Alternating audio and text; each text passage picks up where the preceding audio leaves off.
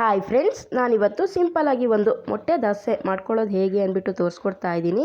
ಇದು ದೊಡ್ಡವ್ರಿಗೆ ಚಿಕ್ಕವ್ರಿಗೆಲ್ಲ ಕೂಡ ತುಂಬ ಇಷ್ಟ ಆಗುತ್ತೆ. ಇದು ಮಾಡ್ಕೊಳ್ಳಿಕ್ಕೆ ನಾನಿವಾಗ ಒಂದು ಬೌಲ್ನ ತೊಗೊಂಡ್ಬಿಟ್ಟು ಅದಕ್ಕೆ ನಾನು 2 ಮೊಟ್ಟೆನ ಹೊಡೆದ್ಬಿಟ್ಟು ಹಾಕ್ಕೊಳ್ತಾ ಇದ್ದೀನಿ.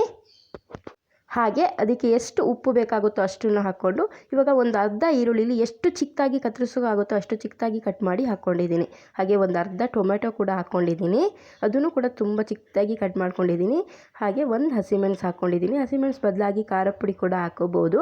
ಹಾಗೆ ಸ್ವಲ್ಪ ಕೊತ್ತಂಬರಿ ಸೊಪ್ಪು ಹಾಕ್ಬಿಟ್ಟು ಚೆನ್ನಾಗಿ ಮಿಕ್ಸ್ ಮಾಡ್ಕೋಬೇಕು. ಉಪ್ಪೆಲ್ಲ ಕಡೆ ಚೆನ್ನಾಗಿ ಮಿಕ್ಸ್ ಆಗಬೇಕು, ಹಾಗೆ ಮಿಕ್ಸ್ ಮಾಡ್ಕೋಬೇಕು. ಇವಾಗ ಸ್ಟವ್ ಮೇಲೆ ಒಂದು ತವಾನ ಇಟ್ಕೊಂಡಿದ್ದೀನಿ. ಅದು ಚೆನ್ನಾಗಿ ಕಾದ ತಕ್ಷಣ ಅದಕ್ಕೆ 1 ಸ್ಪೂನ್ ಆಗುವಷ್ಟು ಎಣ್ಣೆನ ಹಾಕ್ಕೊಳ್ತಾ ಇದ್ದೀನಿ ಮೇಲಕ್ಕೆ. ಇವಾಗ ಹಸಿ ಹಿಟ್ಟನ್ನು ಈ ಥರ ಹಾಕ್ಕೊಳ್ಬೇಕು. ನಾನು 1.5 ಸ್ಪೂನ್ ಆಗುವಷ್ಟು ಹಿಟ್ಟನ್ನು ಹಾಕ್ಕೊಂಡಿದ್ದೀನಿ.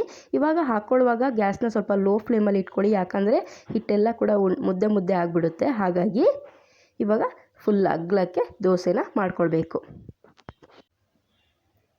ಇವಾಗ ಈ ದೋಸೆ ಮೇಲೆ ನಾನು ಸ್ವಲ್ಪನೇ ಬಟರ್ನ ಹಾಕ್ಕೊಳ್ತಾ ಇದ್ದೀನಿ. ನಿಮ್ಮ ಹತ್ರ ಬಟರ್ ಇಲ್ಲ ಅಂದರೆ ಎಣ್ಣೆ ಕೂಡ ಯೂಸ್ ಮಾಡ್ಕೋಬೋದು. ಈ ಬಟರ್ ಇವಾಗ ಬಿಸಿಗೆ ಚೆನ್ನಾಗಿ ಕರಗಿಬಿಡುತ್ತೆ ದೋಸೆ ಮೇಲೆಲ್ಲ.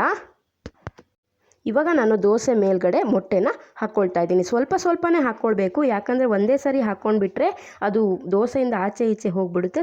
ಸ್ವಲ್ಪನೇ ಹಾಕ್ಕೊಳ್ತಾ ಹೋದರೆ ದೋಸೆಗೆ ಕರೆಕ್ಟಾಗಿ ಕುತ್ಕೊಳ್ಳುತ್ತೆ. ನೋಡಿ, ಫುಲ್ಲಾಗಿ ಹಾಕ್ಕೊಂಡು ನಾನು ಈ ಥರ 1 ಸ್ಪೂನ್ ತಗೊಂಡು ಇದು ಎಲ್ಲ ಕಡೆ ಹರಡ್ಕೊಳ್ತಾ ಇದ್ದೀನಿ.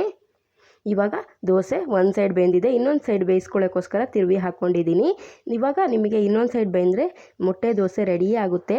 ಇದು ನಿಮಗೆ ತುಂಬ ಈಸಿ. ಸಂಜೆ ಟೈಮೆಲ್ಲ ಚಪಾತಿ ಬೇಡ ಅನಿಸ್ತಾವಾಗ, ರೈಸ್ ಬೇಡ ಅನಿಸ್ತಾವಾಗ ಈ ಥರ ಮೊಟ್ಟೆ ದೋಸೆ ಮಾಡಿಕೊಂಡ್ರೆ ತುಂಬ ಚೆನ್ನಾಗಿರುತ್ತೆ. ಹಾಗೆ ದೋಸೆ ಹಿಟ್ಟಿರುತ್ತೆ, ಆವಾಗ ಸಾಂಬಾರು ಏನೂ ಇಲ್ಲ ಅಂದವಾಗ ಈ ಥರ ಮೊಟ್ಟೆ ದೋಸೆ ಮಾಡ್ಕೊಂಡು ಕೂಡ ತಿನ್ಬಹುದು. ಈ ಥರ ನೀವು ಒಂದ್ಸರಿ ಟ್ರೈ ಮಾಡಿ ಹೇಗೆ ಬಂತು ಅಂದ್ಬಿಟ್ಟು ತಿಳಿಸಿ. ಇದೇನಾದರೂ ನಿಮಗೆ ಇಷ್ಟ ಆದರೆ ನನ್ನ ಚಾನಲ್ ಸಬ್ಸ್ಕ್ರೈಬ್ ಮಾಡ್ಕೊಳ್ಳೋದನ್ನ ಮರಿಬೇಡಿ.